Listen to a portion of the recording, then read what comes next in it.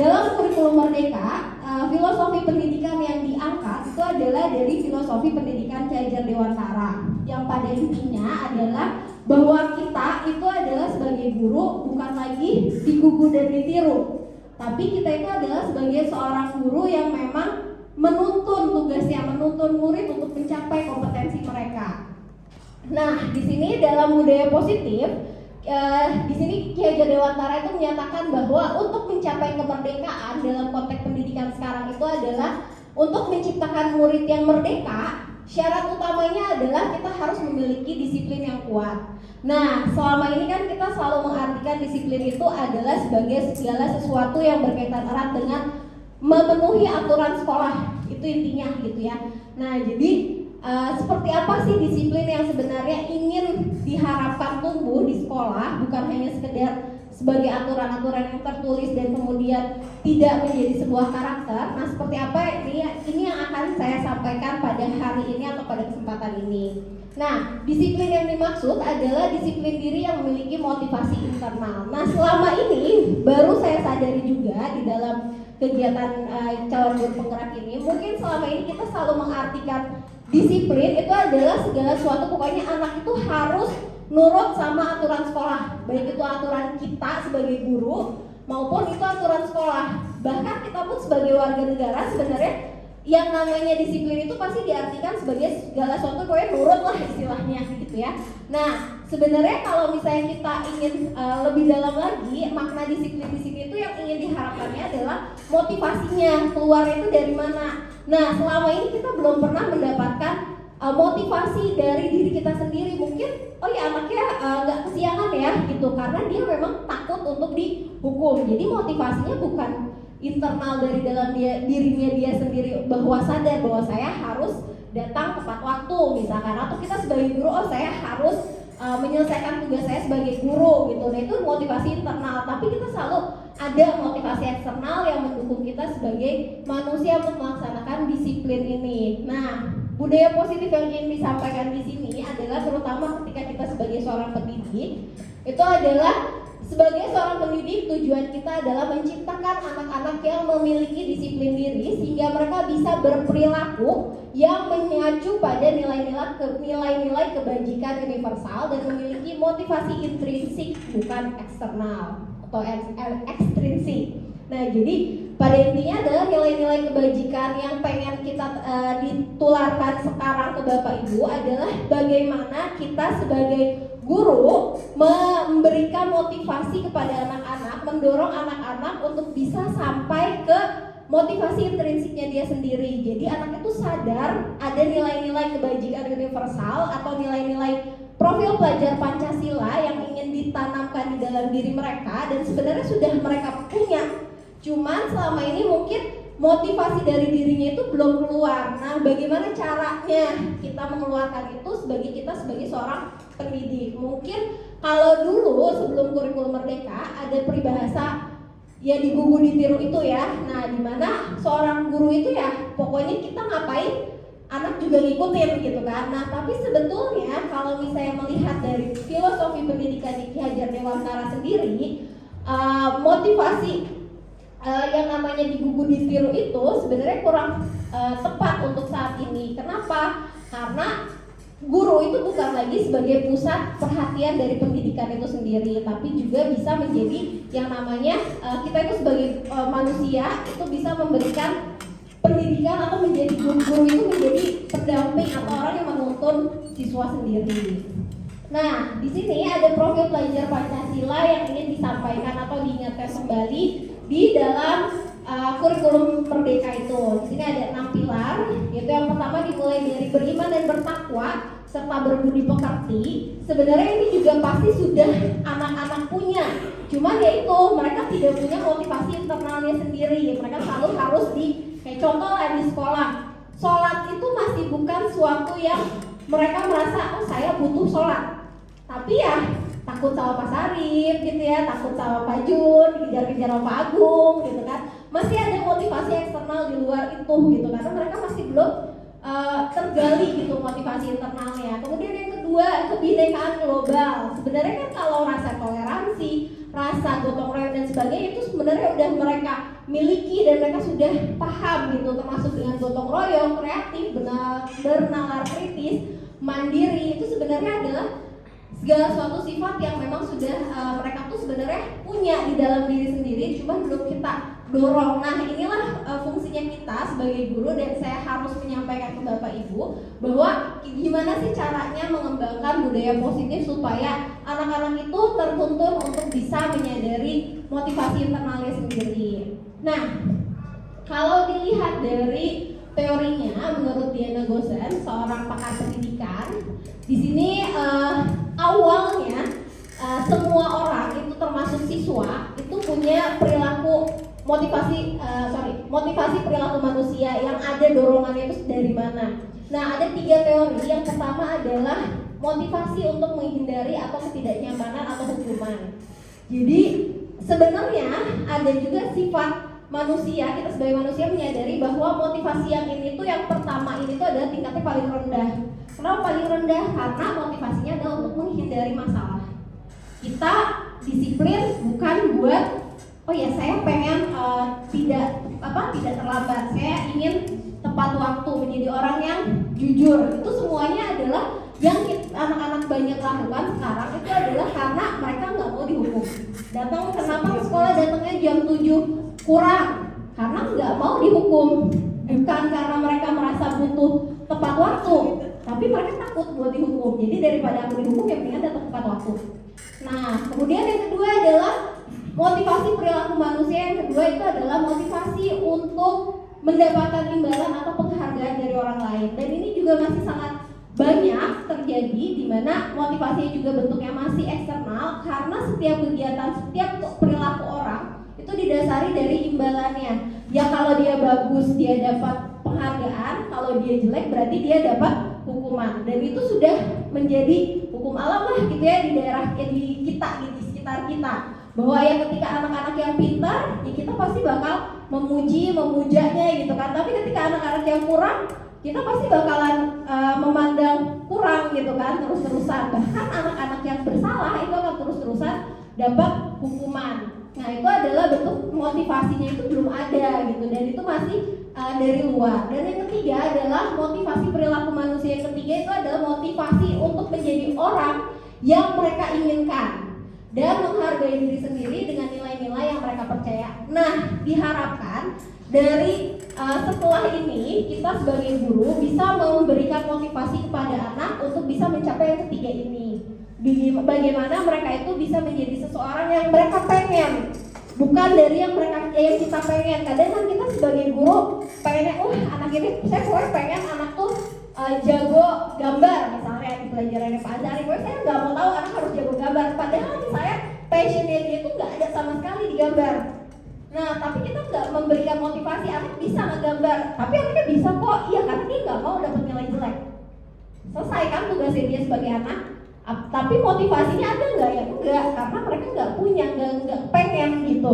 Nah, terus menghargai dirinya sendiri dengan nilai-nilai yang mereka percaya, sehingga ketika mereka misalkan melakukan kesalahan, mereka tuh tahu gitu apa sih dampaknya buat dirinya sendiri. Bahkan ketika dia melakukan sebuah kebaikan, mereka pun tahu gitu imbasnya ke dirinya sendiri itu seperti apa. Nah, ini yang diharapkan kita sebagai pendidik itu bisa melakukan motivasi yang ketiga ini. Nah, selanjutnya motivasi ketiga ini akan muncul kalau anak-anak itu tahu yang menjadi kebutuhan dasarnya sebagai manusia. Karena jujur saja bukan cuma anak-anak, tapi juga guru. Kita sebagai guru itu harus tahu apa kebutuhan kita sebagai manusia. Karena dari sinilah kita baru bisa punya yang namanya motivasi internal. Nah, kebutuhan dasar manusia ini menurut Dr. William Glasser itu menyatakan bahwa kapasitas untuk berubah adanya itu dalam diri kita. Jadi kita mau berubah nggak berubah itu sebenarnya bukan kontrol dari orang lain, termasuk dengan murid. Baik itu kita sebagai guru, baik itu sebagai murid, itu kalau dia mau berubah itu bukan dari luar harusnya, tapi dari dalam dirinya sendiri. Nah, jika kita dapat mengidentifikasi kebutuhan apa yang mendorong perilaku kita, maka perubahan perilaku positif itu dapat dimulai dengan mencari solusi dan memenuhi kebutuhan tentu dengan cara yang positif. Jadi kita diharapkan sebagai guru itu bisa membimbing atau menuntun siswa untuk bisa menemukan gitu dirinya itu butuh apa. Nah, gimana caranya? Nah, kita juga harus tahu dulu kebutuhan dasar kita sebagai manusia itu apa. Nah, di sini kebutuhan dasar manusia itu kalau menurut pakar-pakar pendidikan itu ada 5. Yang pertama adalah bertahan hidup. Jelas kebutuhan bertahan hidup itu adalah dari sandang, pangan, papan, primer, sekunder itu adalah kebutuhan untuk bertahan hidup. Bagaimana dia bisa bekerja, dia bisa punya ilmu dan sebagainya itu adalah untuk mereka bertahan hidup. Nah, yang kedua adalah memiliki kasih sayang dan merasa diterima. Makanya kenapa kalau misalnya tidak heran banyak sekali permasalahan itu mulainya dari rumah misalkan, karena kebutuhan dasarnya mereka akan kasih sayang keluarga, bahkan ketika di sekolah dia tidak diterima oleh temannya, itu adalah salah satu kebutuhan dasar yang wajib dipenuhi kita sebagai manusia. Jangankan anak, kita sendiri saja gitu sebagai manusia gitu ya, sebagai guru kita harus sadar bahwa kita tuh butuh rasa disayang kan gitu ya, baik itu oleh keluarga, baik itu oleh rekan kerja, bahkan oleh siswa sendiri. Jadi kan kita suka semangat tuh kalau misalnya masuk ke satu kelas yang anak-anak itu sayang sama kita, anak-anaknya dekat sama kita. Nah, tapi kita suka males, ada rasa aduh saya males masuk ke kelas ini karena anak-anaknya tidak merespon kita, misalnya tidak menerima kita, karena memang itu dasar kebutuhan kita. Kita tuh butuh dimanapun, kita butuh diterima dan disayang. Yang ketiga itu adalah tentang penguasaan, bahwa penguasaan ini bukan cuma sekedar tentang menguasai seseorang atau lingkungan atau kelompok, tapi juga tentang bagaimana kita hargai atau diakui. Nah, jadi kita juga sebagai manusia, baik itu anak atau kita sebagai guru, itu punya kebutuhan untuk diakui kemampuannya, diakui kompetensinya apa, diakui kebutuhan dia bisanya apa. Nah, itu diperlukan sekali sebagai manusia. Dan yang selanjutnya itu adalah yang keempat, kebebasan. Kebebasan di sini bukan berarti bebas, tapi di sini adalah tidak terkekang, tidak merasa misalkan dalam satu lingkungan kita itu tidak merasa nggak bisa gerak kemana-mana. Kita bisa berkembang, kita bisa belajar, itu adalah bentuk dari kebebasan. Bahkan yang paling utamanya adalah kebebasan untuk memilih. Nah, itu adalah kebutuhan dasar dari seorang manusia. Dan yang selanjutnya adalah faktor kebutuhan kesenangan. Kesenangan di sini adalah kebutuhan akan emosinya dia masing-masing. Nah, anak juga perlu divalidasi emosinya, nggak cuma senang aja, tapi juga sedih, marah dan sebagainya. Itu perlu sekali disadari. Kita sebagai guru itu harus sadar bahwa ada kebutuhan akan perasaan dari anak-anak tersebut. Nah, 5 dasar kebutuhan ini bisa yang kita harapkan itu menjadi dasar bahwa anak-anak itu bisa sadar akan yang namanya budaya positif yang benar-benar muncul dari diri mereka masing-masing. Nah, kebutuhan ini sebenarnya sudah ada, mereka sudah punya, tapi mungkin selama ini tidak mereka sadari gitu. Nah, kita di sini yang saya sampaikan di sini adalah saya mengajak Bapak Ibu untuk bisa menjadi guru yang bisa memfasilitasi mereka, membimbing mereka, menyadari bahwa kebutuhan mereka itu apa, sehingga nanti ke depannya mereka akan punya cara gitu untuk mencapai kebutuhan mereka itu gimana sih caranya, tentunya dengan cara-cara yang positif. Nah, kalau di kelas, salah satu kebutuhan yang memang kita perlu sadari itu adalah kita harus tahu dulu gimana sih caranya mengelola kelas kita. Nah, dasar kebutuhan ini bisa kita kembangkan di kelas untuk nantinya menjadi yang namanya keyakinan kelas. Nah, keyakinan kelas ini adalah sebetulnya adalah bentuk lebih luasnya dari peraturan sekolah. Dimana yang sebetulnya kalau peraturan sekolah kan biasanya kita udah nentuin nih, anak nggak boleh ini, nggak boleh datang terlambat, tidak boleh membawa benda tajam, tidak boleh merokok, tidak boleh tidak menggunakan seragam, misalnya dengan banyak kata tidak boleh lah gitu ya, segala peraturan itu muncul dan itu tidak disepakati sama anak ya. Anak sebenarnya kenapa sih kok masih ada aja anak yang ngerokok, masih aja ada anak yang kesiangan, karena memang mereka tidak tahu gitu imbasnya ke mereka itu apa gitu. Mereka tuh nggak sadar bahwa sebenarnya kalau kesiangan itu efeknya apa sih buat saya. Mereka tuh nggak tahu gitu ke depannya. Nah, salah satu di sini bentuk dari keyakinan kelas untuk menerapkan keyakinan kelas, di mana saya mencoba untuk mata pelajaran saya sendiri. Sebenarnya keyakinan kelas ini bisa dilakukan oleh kita sebagai guru kelas, guru wali kelas, atau mungkin mata pelajaran maksudnya. Nah, kemudian kita sebagai kesiswaan, atau bahkan nanti dikembangkannya lagi lebih besar oleh kita sebagai kepala sekolah. Nah, jadi dimulainya itu justru dari yang paling kecil dulu, dari keyakinan kelas. Ketika kita ngajar di kelas, kebutuhan anak itu kita ngajar di kelas itu kebutuhannya apa sih? Nah, kita bisa gali dari sini. Caranya seperti apa? Sebenarnya ada berbagai macam cara. Cuma di sini yang saya ambil itu salah satunya yang seperti ini. Yang bisa dilakukan yang pertama adalah kita mengubah kata-katanya jadi sesuatu yang abstrak. Abstrak di sini artinya adalah kita nggak nentuin. Contohnya nggak nentuin itu kita nggak ngasih pilihan. Nggak boleh ngerokok, nggak boleh terlambat, nggak boleh buang sampah sembarangan. Itu kan udah konkret ya, udah lebih kepada peraturan yang memang nggak boleh diusik gitu. Sedangkan kita di sini akan menggali gitu mereka butuhnya apa. Nah, biar mereka sadar akan dirinya sendiri itu seperti apa. Nah, di sini berarti kita menggunakan kalimat-kalimat yang mana? Intinya adalah kita mau capai yang namanya profil pelajar Pancasila. Ada 6 pilar yang mau kita kembangkan. Ya, kita ambil dari situ. Contoh misalnya di sini kalau dari yang hasil saya kemarin itu anak-anak 10 EP3 itu menyepakati itu yang pertama adalah menghargai, terus kemudian mengingatkan, dan juga dia itu satu lagi saya lupa satu lagi, pokoknya menghargai, mengingatkan. Nah, dimana mereka itu menyepakati kata-kata itu dari mereka sendiri. Gimana caranya? Nah, di sini yang kedua adalah keyakinan kelas berupa pernyataan-pernyataan yang universal, jadi luas gitu, nggak ada batasannya. Anak mau nulis apa itu terserah mereka, yang mereka rasainnya apa. Nah, kemudian pernyataan keyakinan kelas senantiasa dibuat dalam bentuk yang positif, jadi tidak ada kata tidak boleh, jangan, kecuali, nah itu bukan, itu nggak boleh. Jadi semuanya harus kalimat yang positif. Misalkan datang ke sekolah tepat waktu, terus misalnya menghargai guru, mengumpulkan tugas tepat waktu. Jadi tidak ada kalimat yang negatif. Nah, di situ maksudnya apa? Sebenarnya kita juga sebagai manusia nggak usah lihat anak gitu ya. Kalau misalnya kita ngebaca peraturan, itu kan lebih seneng yang to the point.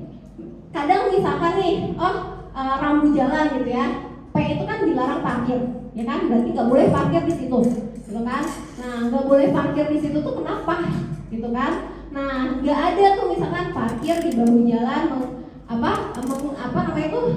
menghalangi kendaraan lainnya misalkan, atau misalnya bahu jalan hanya digunakan untuk kendaraan yang bermasalah. Nah, kita kan lebih paham sama kalimat yang positif sebenarnya kalau kita menggali lagi secara psikologisnya kita gitu, secara logisnya kita akan lebih nangkep sesuatu yang sifatnya positif dibanding misalnya nggak boleh buang sampah ya besoknya anak pasti karena belakangnya itu loh yang kedengeran nggak boleh buang sampah ya udah buang sampah gitu kan terus-terusan.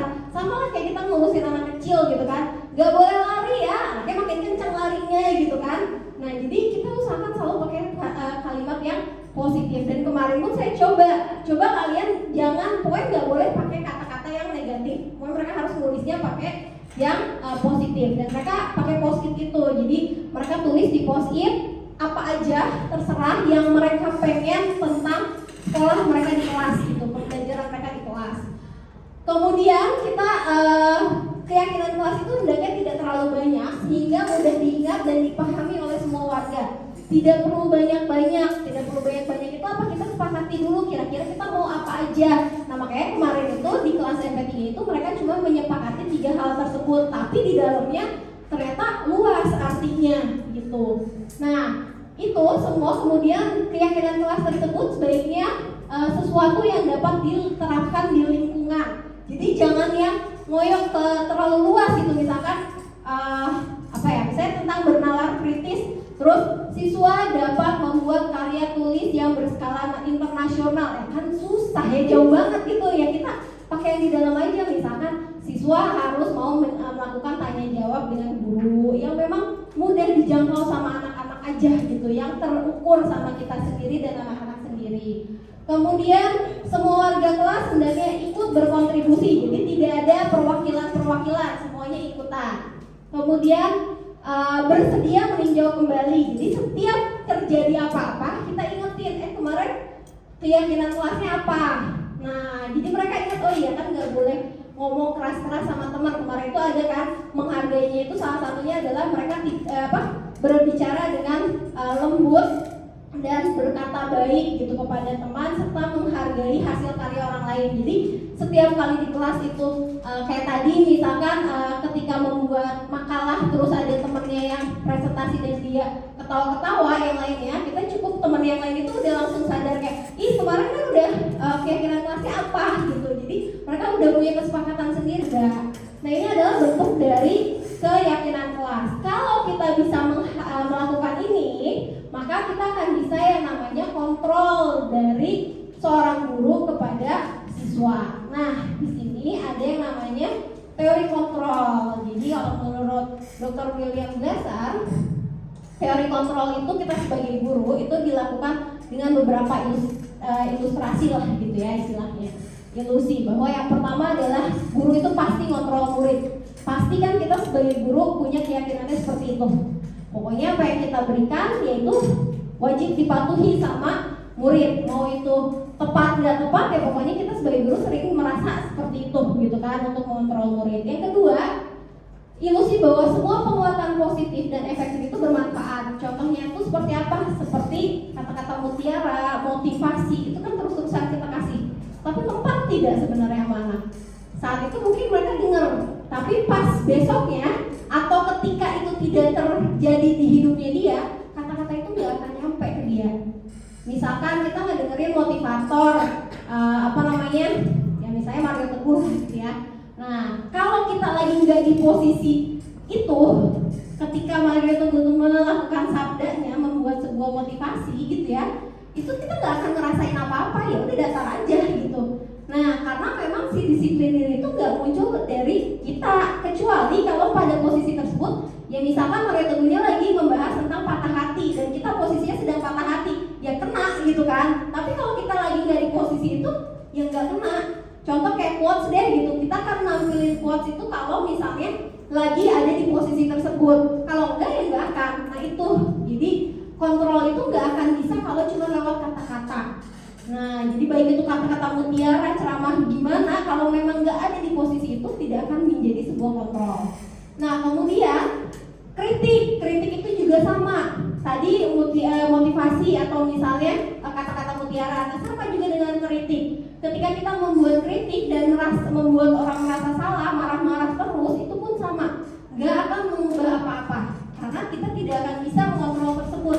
Ya kalau misalnya kita marah-marah nih, misalkan anak ini suka terlambat, terus aja marah-marahin dia setiap ketemu, dibilang kamu suka telat, nah yang ada di dia itu ya kamu suka telat, ya udah mau gimana pun aku berbuat baik, frame-nya itu adalah saya tukang kesiangan, udah selesai gitu kan. Nah itu juga nggak akan jadi kontrol buat anak. Dan yang selanjutnya adalah orang dewasa memiliki kekuasaan untuk memaksa. Kita kan suka ngerasa ya, saya udah lebih tua dari kalian di kelas misalkan lagi ngajar. Saya udah tahu kok kalau misalnya saya udah pernah sekolah, saya udah lebih senior dari kalian gitu kan. Nah merasa pengalaman itu lebih banyak daripada anak-anak murid kita. Dan pada akhirnya apa? Anak tuh ya harus pengalaman mereka tuh ya udah pernah lah saya gitu kan. Jadi kita tuh udah merasa paling jagoan gitu. Nah itu pun tidak akan memberikan kontrol buat anak-anak, dan anak-anak tidak akan merasa dirinya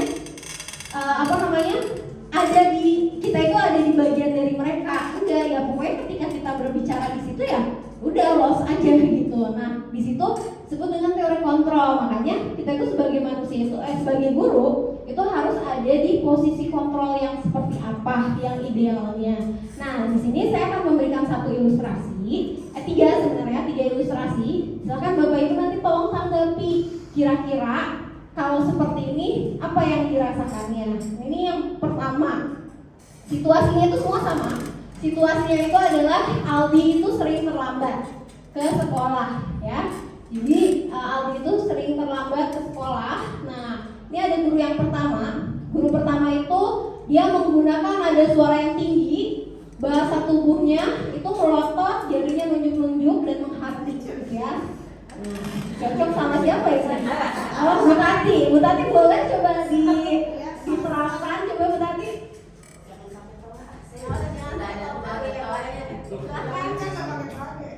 Gimana juga? Mutia.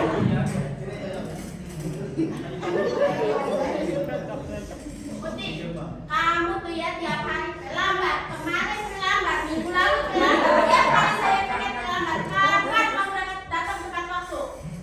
Ngapain aja? Itu ya contohnya ya. Terima kasih Bu Tati, tepuk tangan buat saya. Terima kasih Bu Tati. Nah, ini ilustrasi yang pertama ya. Pak Tapi jangan suka merasa terpanggil dong. Rasanya gimana sih? Nah, kira-kira kalau kita jadi murid ya kesiangan terus dimarahinnya kayak begitu. Nah, kira-kira apa yang akan terjadi sama kita sebagai murid? Mungkin ada Bapak Ibu yang mau bentar ya, mungkin yang pernah jadi murid baru kemarin ya. Kira-kira kalau misalnya baru udah pada datangnya kesiangan, rusuh ya, mandi juga cuma sejeburnya aja. Sampai ke gerbang itu dimaki-maki lah istilahnya, aku ditunjuk-tunjuk. Nah, gimana rasanya? Gak enak. Kenapa? Malu lagi ya. Nah, sebenarnya ini ada yang pertama. Jadi di sini ada kondisi mungkin kita sering ya, kita juga suka kelepasan lah gitu. Saya juga sering gitu terjadi bahwa kita ketika nemuin yang seperti ini langsung naik darah gitu ya. Dan kondisi yang kedua itu sama, masih dengan Aldi yang suka kesiangan, ya. Itu tapi suaranya pakai suara yang lebih akrab, ya. Senyumnya jenaka, sama cerita kalau nggak salah ya. Senyumnya jenaka lemparan hapusnya oke loh. Misalnya nih kayak misalkan Aldi, ayolah gimana sih kamu kemarin kamu sudah janji kan sama bapak. Nah, terus kenapa sekarang terlambat lagi? Tawa. Ya udahlah sana-sana duduk. Gak apa-apa ntar kalau bapak dibantuin. Nah seperti itu. Nah kira-kira kalau kita jadi murid dengan guru yang seperti itu seperti apa? Apakah kita besoknya akan tidak terlambat lagi? Lebih parah lagi. Lebih parah lagi. Tenang aja, nanti kata Habib ya. Penuh senyuman, manis lagi ya. Yang ketiga itu adalah masih dengan posisi yang sama. Nah tapi di sini ada sedikit dialog ya. Di sini suaranya tulus ya, menenangkan, bahasa tubuhnya tidak kaku. Kemudian dia bertanya misalnya gurunya, Aldi, apakah kamu mengetahui jam berapa sekolah dimulai? Jam 7 Bu. Nah, jadi kamu terlambat ya. Kira-kira gimana kamu memperbaiki masalah ini? Untuk di kelas saya bisa menanyakan sama teman Bu untuk mengejar tugas yang tertinggal. Oke, baik, itu bisa dilakukan. Apakah besok ada kendala untuk datang tidak terlambat lagi? Bisa Pak, bisa Bu. Saya bisa hadir tepat waktu besok. Oke, baik, saya hargai ya usaha kamu. Nah, kira-kira kalau misalnya kita ajak ngobrol seperti itu, apa yang dirasa sama muridnya? Anak merasa dihargai. Anak merasa dihargai. Jadi walaupun anak tersebut melakukan kesalahan, artinya tidak ada yang sempurna. Oke. Jadi dia tergerak untuk memperbaiki kesalahan yang pernah dilakukan. Oke, terima kasih Bu Desi. Nah, jadi di sini ada 3 ilustrasi ya, 3 ilustrasi guru. Nah, sekarang kita sebagai guru itu harus ada di posisi yang mana? Karena secara teorinya ternyata guru itu banyak pengen ngelakuin kontrol sama anaknya, dan sebenarnya memang kita harus punya kontrol untuk anak, karena untuk menyampaikan budaya positif itu kita nggak bisa kalau kita nggak punya kontrol sama anak kita. Nah, yang pertama, kontrol kita sebagai guru itu adalah kita berada di posisi penghukum. Nah, yang pertama tadi diperankan sama Bu Tati itu adalah seorang penghukum, di mana si guru ini selalu bisa menggunakan hukuman secara fisik ataupun verbal, yang mau itu bentuknya kata-kata ataupun secara fisik, misalnya tiba-tiba langsung suruh push up gitu ya. Nah, pokoknya Pokoknya kata-kata yang digunakan itu pasti patuhi ya aturan saya atau awas nih. Nah, misalnya seperti itu. Atau misalnya kamu selalu aja salah. Atau misalkan lagi selalu ya yang paling terakhir. Nah, pokoknya marah-marah lah intinya gitu ya. Nah, guru-guru seperti ini senantiasa percaya kalau aturan dia itu yang paling tepat. Pokoknya sakleklah, nggak ada negosiasi apa-apa. Aturannya telat ya telat, pokoknya nggak ada telatnya karena misalnya oh saya itu telat karena orang tua saya sakit di rumah. Itu kan sebenarnya ada alasan. Tapi buat orang yang seperti ini itu tidak ada. Pokoknya yang telat selesai. Nah, di sini dampaknya ke murid itu apa? Gak ngefek.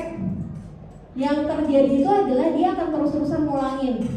Kita mau sampai ngebuda marah-marah kayak gimana juga ya anaknya nggak akan ngefek gitu karena ya anak itu jadi makin tadi yang pikirnya masa udah mending gak usah sekolah, akhirnya dia malah semakin parah daripada yang sebelumnya. Ya kan pasti kita kan lebih menghindar lagi. Atau misalnya nggak ngerjain tugas, lu pelajaran papuri nggak ngerjain tugas masa udah nggak usah masuk. Terus tiap hari pelajaran papuri nggak masuk lagi terus-terusan gitu ya. Papuri ada ya Pak?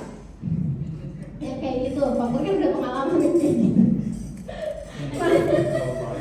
Nah, jadi ada yang seperti itu. Karena apa? Karena memang ada orang-orang yang mungkin guru-guru yang memang tipenya adalah seorang penghukum. Nah, itu tidak akan memberikan efek dampak positif buat anak-anak. Nah, kemudian yang kedua itu adalah posisi kontrol sebagai pembuat merasa bersalah. Nah, sebagai seorang pembuat merasa bersalah, biasanya gurunya ini akan lebih lembut omongannya.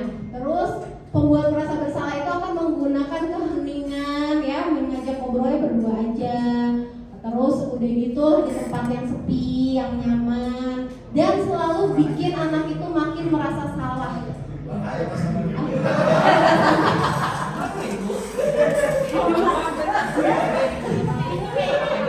Kalau Mas Afif kayaknya masih korupsi. Ya, karena kalau misalnya di seorang guru yang merasa bersalah itu dia akan menempatin dirinya itu sebagai seorang yang saya kecewa banget sama kamu. Aduh, pokoknya kok kamu bisa sih seperti ini.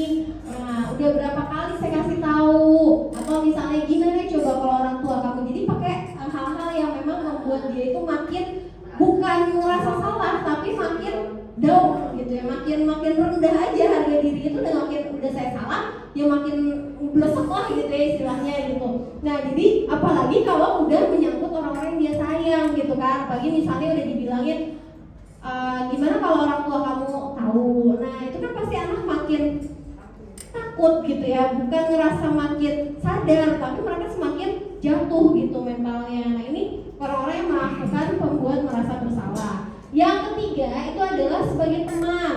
Nah, ini sebenarnya bagus, tapi biasanya untuk guru yang di posisi ini tuh mereka itu tidak akan menyakiti murid. Mereka akan sangat paham apa yang dirasakan sama muridnya, namun akan tetap berupaya mengontrol murid melalui gaya persuasi. Dan akhirnya itu apa? Bias. Posisinya itu hilang. Jadi anak itu nggak akan menghargai dia karena merasa bapak ini mah teman saya aja. Tuh, dan akhirnya bias, nggak ada posisi guru di situ. Karena dia anak-anak itu ya nggak, apalagi untuk membuat kontrol budaya positif, disiplin positif, ya anak itu akan merasa kalem aja si ibu ini itu kan nggak akan dihukum ini. Dia mah teman saya kok CS gitu kan. Nah, itu deh nyantai gitu kan. Nah, itu nggak akan memberi efek apa-apa. Jadi ketika kita nasehatin sebagai teman pun dia akan ngerasanya ya udah gitu kan. Nah, dan yang kedua yang paling membahayakan itu adalah anaknya akan berketergantungan. Jadi sama guru tersebut dia akan tahu, tapi sama guru lain nggak ngaruh. Dan itu nggak akan menciptakan anak itu jadi punya disiplin dalam dirinya. Ya di depan guru yang dekat sama dia merasa teman, ya itu anak ini hebat banget, bagus. Karena dia akan nunjukin sama teman gimana sih, kita akan nunjukin yang all out kan sama teman. Nah, tapi ketika sama guru yang lain, kok ini anak males ya, nggak ngapa-ngapain, nggak mau sekolah, nggak mau ini, nggak mau itu, nah nggak ngerjain tugas, kok sama guru. Tapi ada guru yang, kok enggak, kok sama saya bagus dan sebagainya, karena dia merasa temen. Nah, itu nggak akan jadi budaya buat dia, karena dia cuma nempatin ya ketika gurunya itu asik buat dia akan oke, bagus gitu ya. Tapi kalau gurunya nggak asik menurut dia dan nggak temen ya, dia bukan temen gitu, nah itu nggak akan yang terbaik buat dari dirinya dia. Dan itu nggak jadi budaya. Makanya sebenarnya ketika kita menempatkan diri sebagai teman, itu akan bikin kita sebagai guru itu kehilangan kontrol justru sama muridnya. Nah itu yang paling membahayakan. Sebenarnya ini tuh bagus, cuman kalau keterlaluan atau kebanyakan porsinya, maka kontrolnya itu hilang. Jadi makanya saya tadi bilang bias gurunya, jadi nggak ada gurunya. Iya bang, Bang Agung ya? Nah Bang Agung sama Bang Agung sama Bang Yuta ya. Nah yang selanjutnya adalah pemantau. Kalau pemantau itu adalah yang pastilah dia memantau sesuai dengan konsekuensi dan sanksi yang ada di dalam aturannya. Pokoknya dia benar-benar sesuai dengan aturannya. Nah nanti dampak yang dirasakan sama murid itu apa? Dampaknya ya kalau sama guru-guru yang seperti ini, dia akan murid-murid itu akan lebih mengharapkan imbalannya. Jadi ya karena orang-orang yang pemantau itu biasanya kalau bagus dikasih pujian, tapi kalau jelek dikasih hukuman. Nah jadi ya anak-anak akan ngarepin kalau saya bagus dikasih pujian, kalau saya enggak ya enggak. Nah justru nanti ketika yang tengah-tengah itu gimana? Ya enggak ada artinya aja buat gurunya, karena gurunya itu akan ngerasanya ini mah anak standar tuh yang enggak kepuji lah gitu, seperti itu. Nah kita sekarang itu harus di posisi yang mana? Nah harapannya Bapak Ibu kita semua itu bisa berada di posisi yang terakhir, yaitu sebagai manajer. Nah sebagai manajer itu kita itu menempatkan posisi di mana kita sebagai guru itu berbuat sesuatu bersamaan dengan murid. Kemudian mempersilahkan murid mempertanggungjawabkan perilakunya, mendukung murid agar dapat menemukan solusi atas permasalahannya sendiri. Jadi kita memposisikannya iya jadi teman, tapi punya batasannya. Jadi kita posisinya sama seperti yang teman, kita dekat akrab, tapi nggak menghukum, nggak memberikan hukuman, nggak juga membuat murid merasa rendah karena merasa bersalah, tapi nggak kebangetan gitu jadi temennya. Nah di sini murid-muridnya itu akan diajak untuk mencari solusi atas dan menganalisis kebutuhan dirinya sendiri itu seperti apa. Nah ini caranya seperti apa? Di sini ada yang namanya restitusi. Ini juga kemarin saya coba praktikan di kelas, walaupun dalam bentuk skenario, bukan dalam bentuk kenyataan. Ya. Nah, seperti apa? Nah, jadi kalau kita sebagai manajer, kita bisa melakukan yang namanya restitusi. Restitusi itu apa? Pendekatan untuk menciptakan disiplin positif. Nah, jadi restitusi itu proses menciptakan kondisi bagi murid untuk memperbaiki kesalahannya, sehingga mereka bisa kembali ke kelompoknya itu dengan karakter yang lebih kuat. Di sini bukan berarti murid itu dibimbing, oh hukuman kamu ini, hukuman kamu itu, tapi diajak buat tahu gitu salahnya dia apa, konsekuensinya apa, keyakinan yang dia sudah sepakati itu apa yang dia langgar. Nah, jadi dia tahu kesalahannya itu dari mana, bukan kita tentuin, oh kamu salah.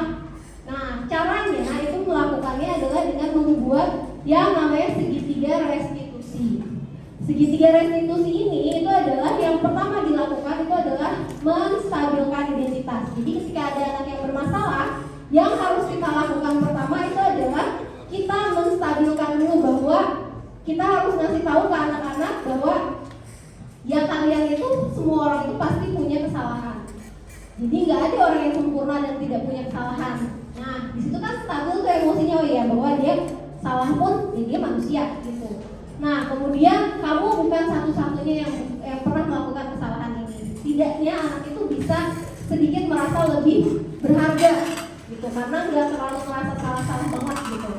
Kemudian setelah distabilkan, kita validasi tindakan yang salahnya itu apa. Kita kasih tahu ada nggak cara yang lebih efektif untuk bisa memperbaiki kesalahannya. Terus alasannya dia melakukan kesalahan itu apa, kita harus tahu, kita validasi emosinya.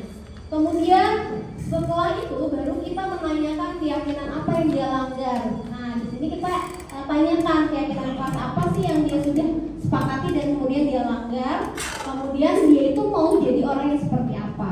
Nah ini adalah bentuk segitiga restitusi yang bisa kita lakukan sebagai guru di posisi manajer. Dan di sini kalau segitiga restitusi itu sudah terjalin, maka budaya positif yang kita inginkan, disiplin positif yang kita inginkan, itu insya Allah akan muncul kalau misalnya anak-anak sudah sadar akan kebutuhan dan kesalahan diri itu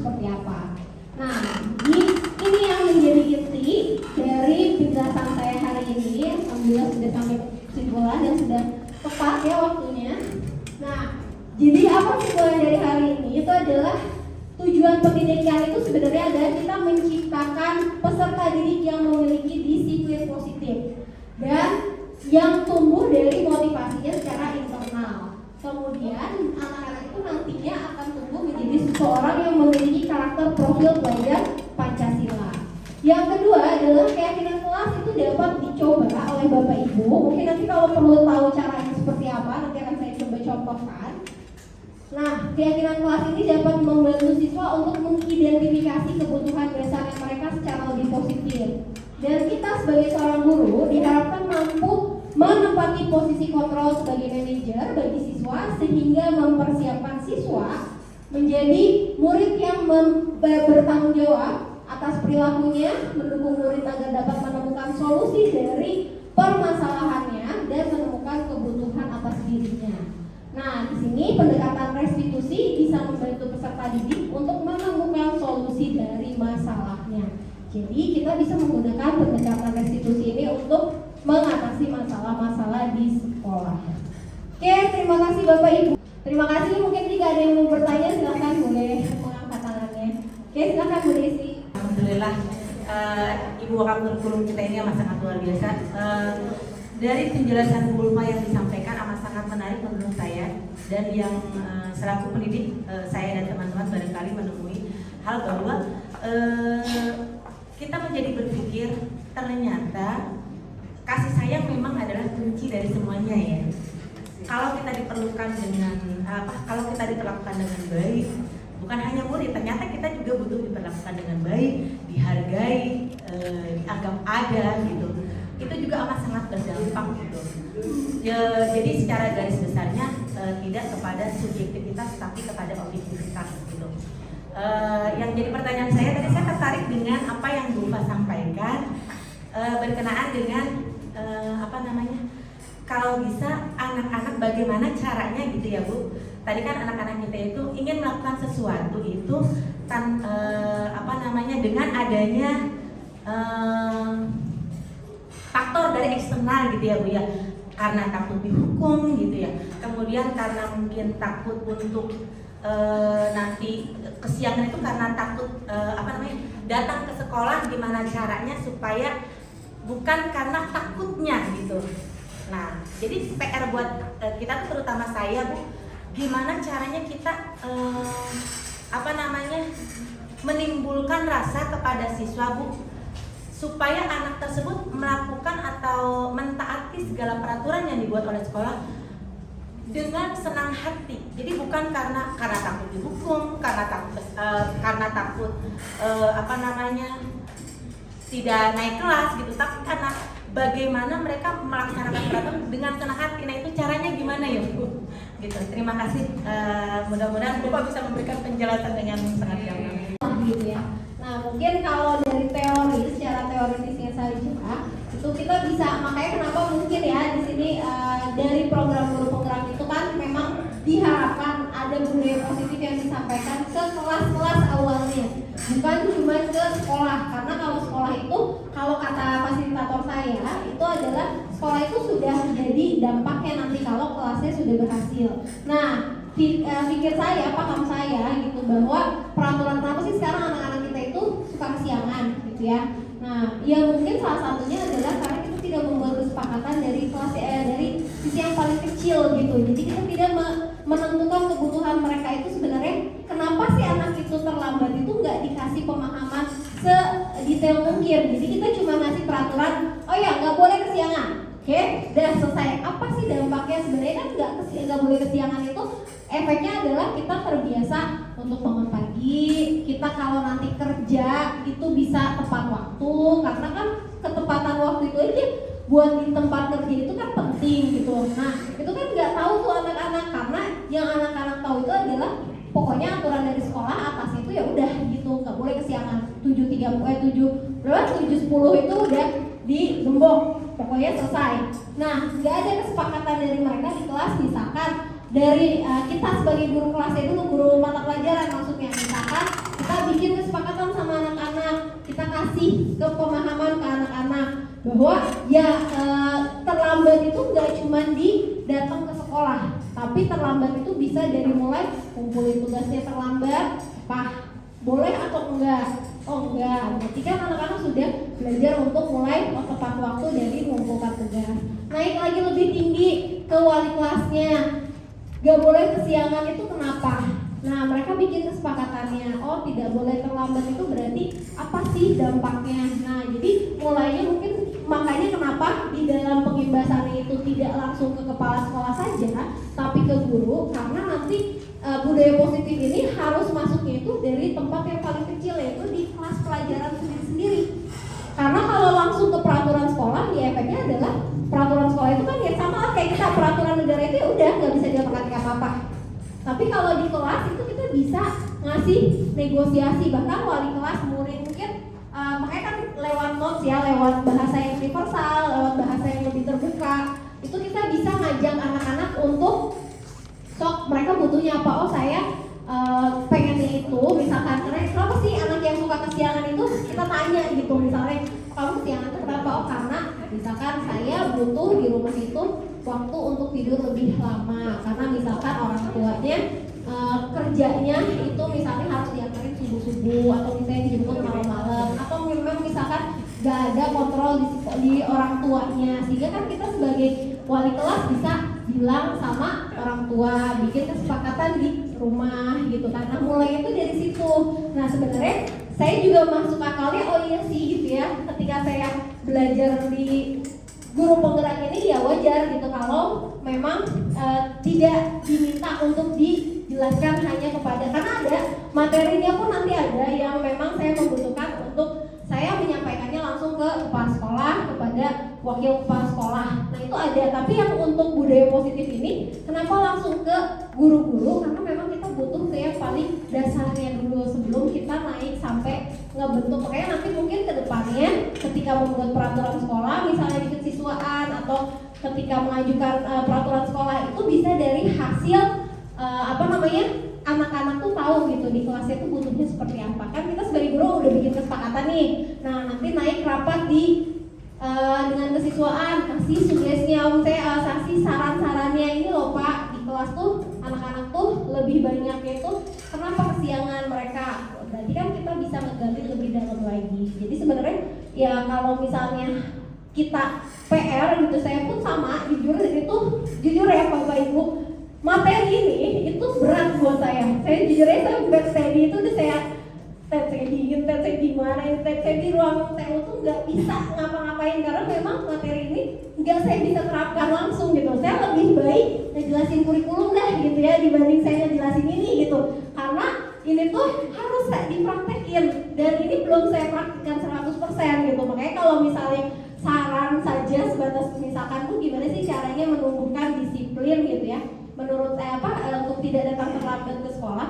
Ya kalau dilihat dari budaya positif yang menurut keyakinan kelas ini, kita harus mulainya bukan dari atas gitu. Jadi porosnya itu ada di anak. Jadi kita harus memutar poros kita gitu. Karena memang kan sebenarnya di kurikulum merdeka itu porosnya itu bukan lagi di guru, bukan lagi di sekolah, tapi ada di siswa. Nah kita tuh harus balik ke situ. Oke, silakan Bu Tati. Mungkin bukan pertanyaan tapi hanya membuka diskusi aja gitu ya. Artinya kalau misalnya kita mau seperti itu, bahwa peraturan itu dari bawah, artinya kan bahwa setiap tahun atau setiap kelas kemungkinan ada kemungkinan yang bahwa peraturan itu nggak sama, sehingga bagaimana sekolah bisa membuat peraturan yang menjadi baku itu, kemudian bagaimana mengimplementasikannya. Sementara kan setiap guru, oh ya kamu bikin keyakinan kelas sendiri, kamu bikin keyakinan kelas sendiri. Nah ini akan lebih sebenarnya menjadi tantangan buat guru-guru untuk mengimplementasikannya. Nah ini bagaimana caranya nih? Terima kasih. Kalau menurut saya, ini sih menurut saya ya, saya belum pernah mempraktekannya langsung. Ini hanya sebatas pemahaman teoritis saya saja gitu. Nah kalau menurut saya memang iya, kalau kita harus langsung ke anak satu-satu, ini kan ada dulu 30 orang lebih, pasti punya keyakinan kelasnya berbeda-beda. Nah tapi setidaknya kebutuhan anak itu tergali. Itu sih yang paling utamanya, kebutuhan anak itu tergali. Nah nanti untuk jadi peraturan kelas yang baku, kita bisa ngerancang itu setelah kita tahu nih kebutuhan anaknya itu apa. Kan kebutuhan anak itu beda-beda Bu, anaknya ada 36 sekelas dan kebutuhannya beda-beda. Kita kan nggak menilai satu orang, makanya mungkin nanti kalau misalnya perlu saya contohkan, saya ada bikin videonya. Nah kebetulan untuk keyakinan kelas itu kita nggak bikin per anak itu, oh ini butuh A, ini butuh B, ini butuh C, enggak. Tapi kita bikin satu kesepakatan, satu kalimat lah gitu yang mereka butuh untuk disepakati. Nah nanti setelah dari situ kita bisa kembangkan, kan semuanya itu sudah punya, kita udah punya rangkuman lah istilahnya gitu ya.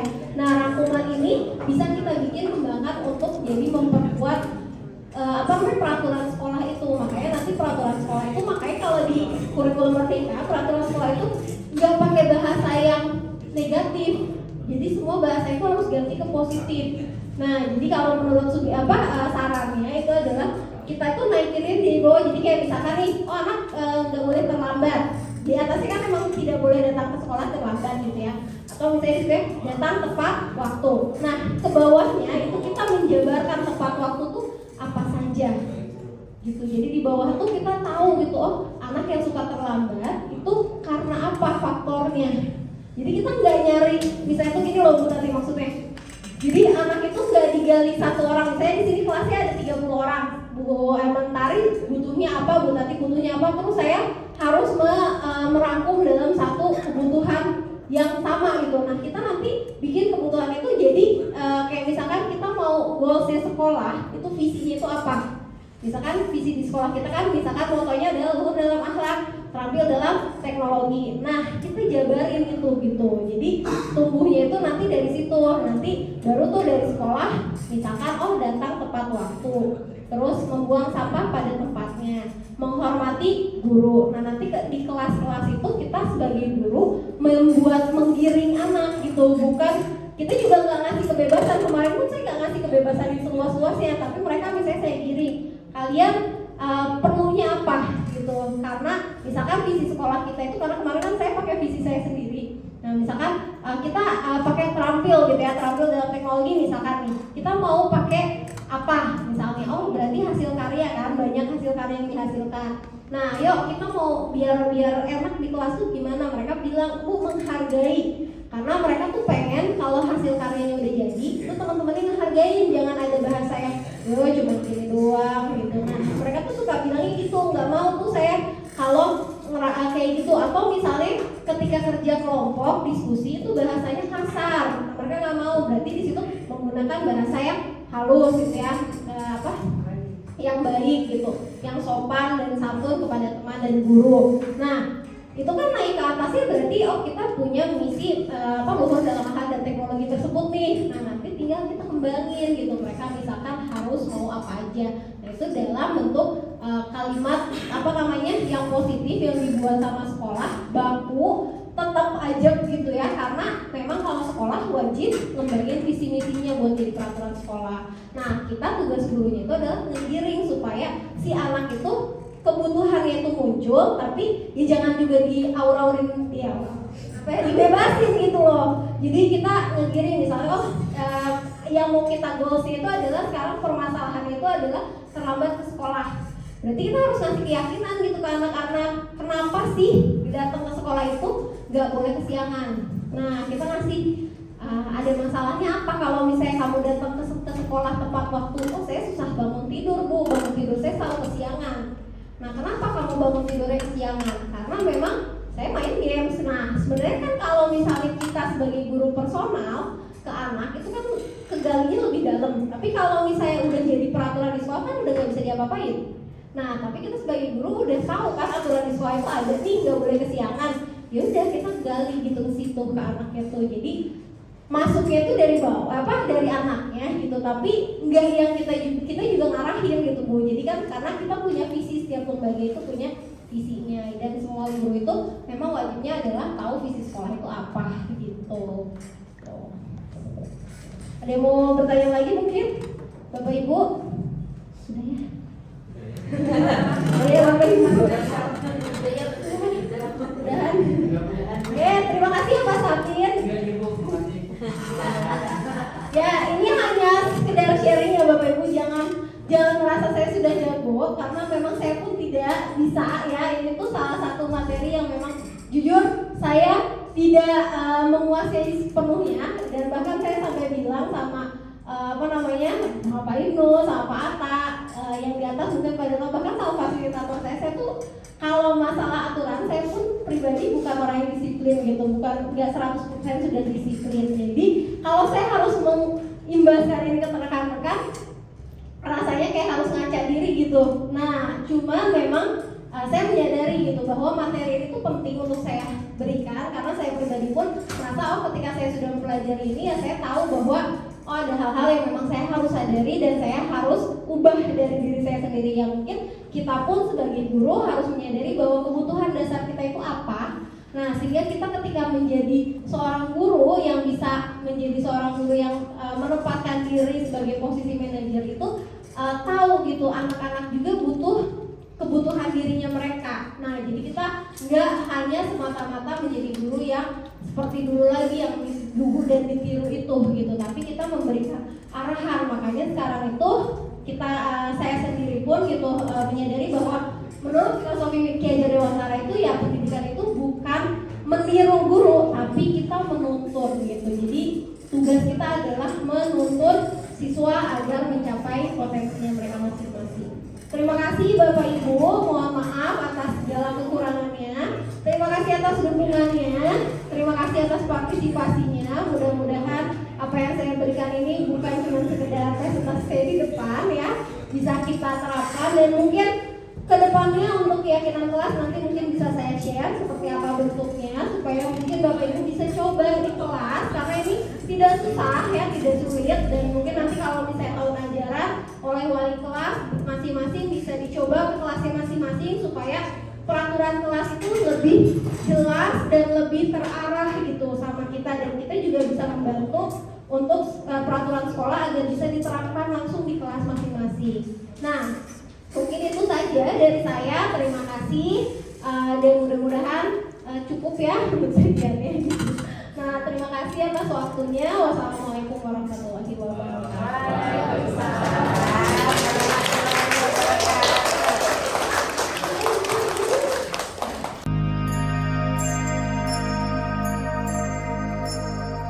Harus saling apa?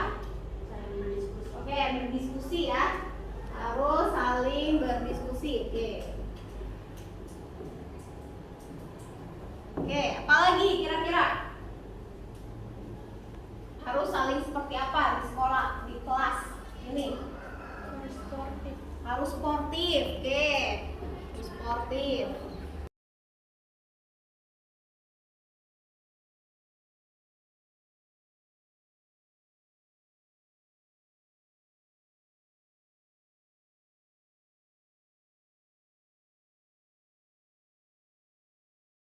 Kan kita bisa ganti jadi membaca alhamdulillah setelah melakukan kegiatan. Jadi kita ganti pakai kalimat yang positif. Oke? Nah, kalian nggak usah banyak-banyak, cukup satu dari yang kalian merasa paling penting, paling harus dilakukan sama kalian dan teman-teman di sekolah atau di kelas ini. Ya, satu misalnya mau tentang berdiskusi, menghargai, memang sopan dan sebagainya, silahkan. Oke, kita cukup pilih satu saja. Oke, paham ya? Oke, silahkan ditulis.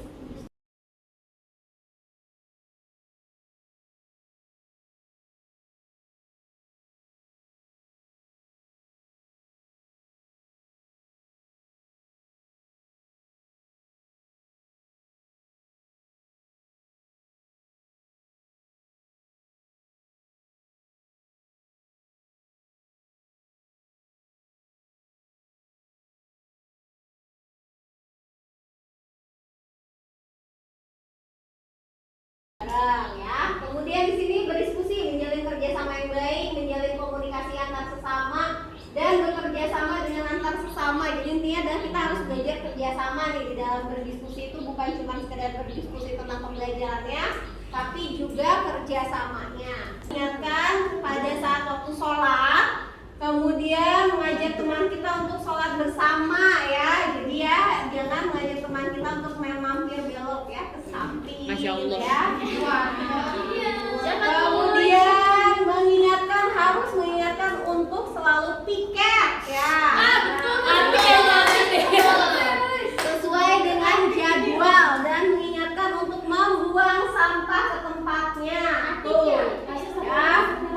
membantu. Di sini ada membantu teman yang tidak paham, jadi saling membantu ya. Terus yang sedang dijelaskan atau dibicarakan oleh guru. Kemudian membantu ketika teman terkena musibah. Kemudian yang sulit mengerjakan tugas dan teman yang sedang kesulitan membawa barang ya. Wah, minta dipegang. Kalau misalnya nyuruh-nyuruh temennya itu nggak pada mau tuh ya, bantu-bantu. Saling membantu kepada teman yang kesulitan dalam mengerjakan sesuatu maupun tentang tugas yang belum dipahami atau tentang hal apapun. Belajar ya, catat sama saya. Menghargai pendapat teman. Di sini taruh ya, ini menghargai guru, ini teman. Terus ini menghargai sesama pendapat dan menghargai keputusan orang lain seperti guru, sesama atau teman dan murid yang dua-duanya. Oke.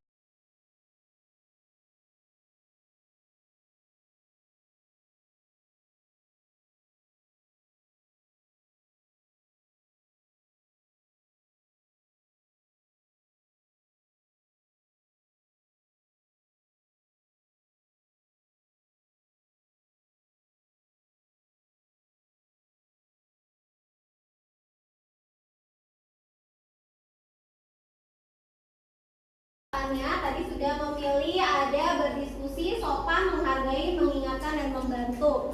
Dari kelima ini kita pilih 3 dari hasil terbanyak karena ternyata ada 2 yang tereliminasi ya, ini karena sudah termasuk ke dalam menghargai. Nah ini kita ada menghargai, membantu, dan mengingatkan. Oke, nah ini adalah bentuk kesepakatan kelas yang bisa kalian buat. Ini nggak cuma di kelas aja, sebenarnya ini kesepakatan bisa kalian buat juga di rumah atau di tempat-tempat kalian berinteraksi sosial dengan rekan-rekan kalian ataupun dengan orang lain, misalnya di ekstrakurikuler atau misalnya di kegiatan-kegiatan, boleh di kamar kalian sendiri pun boleh ada kesepakatan. Contoh misalnya saya nggak mau kalau misalnya barang yang saya punya itu diberesin dan dipindahin tempatnya misalnya. Oh kan kemarin sudah disepakati kalau kita ada yang kesulitan itu harus dibantu, atau mungkin misalnya ada yang berbicara kepada temannya dengan bahasa yang kasar atau dengan nada bicara yang tinggi ya. Kira-kira sudah kita sepakati belum?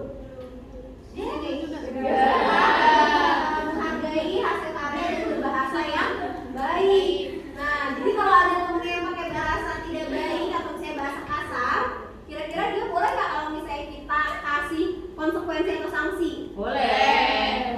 Karena kita sudah sepakat ya. Seri mulu. Oke, ada tambahan? Tidak. Nah, ini adalah bentuk kesepakatan atau keyakinan kelas yang bisa kita sepakati dimanapun tempatnya saat kita berinteraksi sosial dengan orang. Setelah melakukan keyakinan kelas, saya merasa terlibat untuk membuat kesepakatan di kelas. Menurut saya, membuat kesepakatan kelas dapat membuat saya menjadi lebih yakin apa yang nanti kita akan lakukan. Mudah-mudahan kedepannya kita bisa disiplin dalam menerapkannya.